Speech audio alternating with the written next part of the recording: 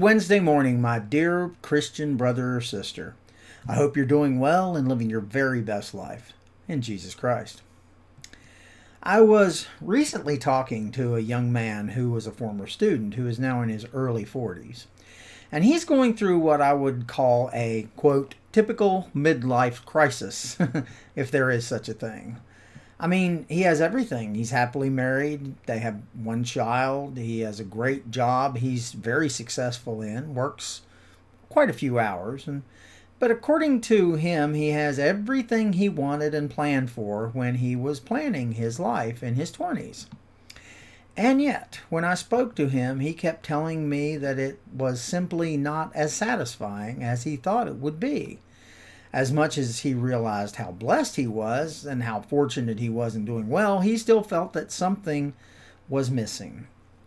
He kept saying it felt empty somehow, and that struck a chord with me because it reminded me of Scripture. I'll get to that in a minute. I told him that I thought he needed to stop chasing the white whale, and he said, "What are you talking about?" I said, "Well, in the book Moby Dick, Captain Ahab had dedicated his entire fortune and his whole life to killing the elusive whale that had taken his leg, only to die in the end with the bitter realization that he had wasted his entire life chasing something that, in the end, wasn't really worth it." I told him that he was chasing the elusive white whale of success, and that if he wasn't careful, he might spend his whole life doing so and simply reap a future life of regrets. I told him that he needed to redouble his willingness to serve the Lord. He needed to pray more and seek the Lord's will to gain a sense of perspective that we tend to lack at times in our lives. And I do know what I'm talking about because I, like many men, did the same thing. For many years, especially my younger life, I chased that elusive dream of success, only to realize too late that even though I'd achieved a certain measure of success, the things I took for granted, like my wife, my son, and my relationship with Jesus, were really the only things of value in the end. When Kevin died, I did a lot of reading in the book of Ecclesiastes. And it was there that I suggested he go to try to see life as it truly is. And frankly, it can be an eye-opening experience, let me tell you. It's been said that there are two major threats to our relationship with God: suffering and success. And I fear that for many men, like my young friend, suffering is not the problem, but rather their success. And that's why that emptiness struck a chord with me, because Ecclesiastes emphasizes the major threat to our faith that success can become without a sense of perspective. Sometimes actually getting what we want can be tougher for our faith than not getting it. For one thing, we can achieve our dreams. We start to question whether we whether we really need God at all, which is always a falsehood. But also, when we get what we want, we often look around after a while, like this man is doing, and a lot of men do, and say, "Now what? Is that all there is? Is this what I sacrificed everything for?"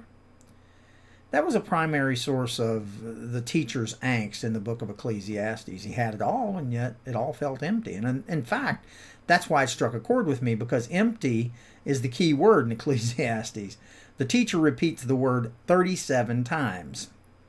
It brought to mind a scripture which I gave to him, and it's Ecclesiastes 12:1. It says, "Remember your Creator in the days of your youth, before the days of trouble come, and the years approaching when you will say, I find no pleasure in them."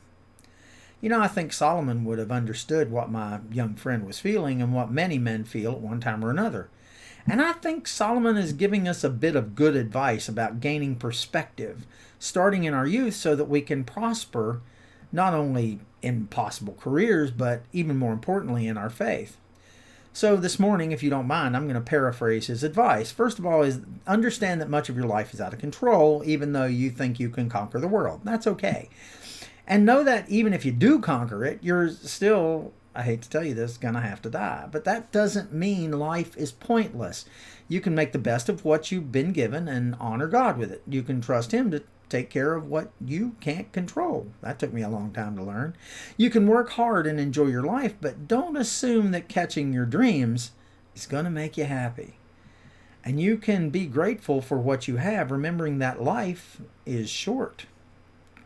So today, just if you happen to be chasing your own elusive white whale, especially the one of success, remember that in the end you may indeed catch him.